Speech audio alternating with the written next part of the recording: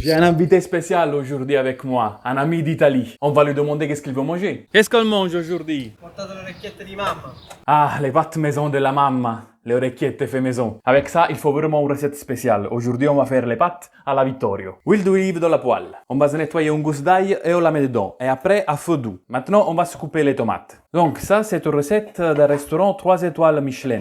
Normalement, pour la recette originale, il faut un format de pâte qui s'appelle paccheri. Mais vu que notre ami, il nous a amené des bonnes pâtes maison de la mamma, elle mérite bien ça. Vous voyez, mon ami est venu juste manger. Viens couper les tomates. Pour cette recette, on utilise 3 tomates différentes. Des cœurs de bœuf, des tomates San Marzano et des tomates cerises. Un peu de poivre et un peu de sel. Et maintenant, on doit les laisser cuire comme ça au moins pendant 30 minutes. Et les 1000 nuances de rouge, elles sont presque prêtes. Bon, on le met un peu à travailler. Hein. Lui, il a une chaîne aussi YouTube en italien, donc, et c'est un videomaker et un content creator. Il est passionné principalement de videomaking. Ses vidéos, ses prises, ses ongles, son audio aussi, il est très bien travaillé, vraiment. Et maintenant, on va se couper ce magnifique parmigiano reggiano. On se prend aussi un peu de basilic et on le met de côté. Un peu de sel dans l'eau, on va enlever l'ail, et maintenant, on va mixer tout ça.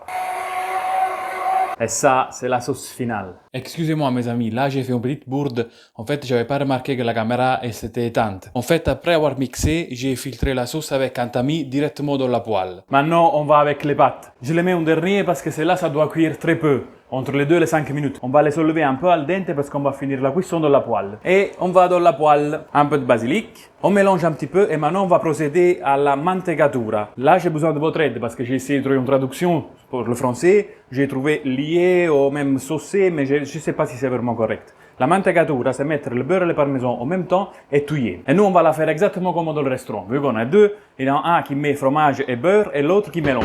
On commence avec un peu de beurre qu'on coupe en cubes, comme ça c'est plus facile. Et parmigiano reggiano 24 mois à pluie, à pioggia. O comme on dit en Belgique, à drache. Et voilà, ça c'est artigiani de la qualità.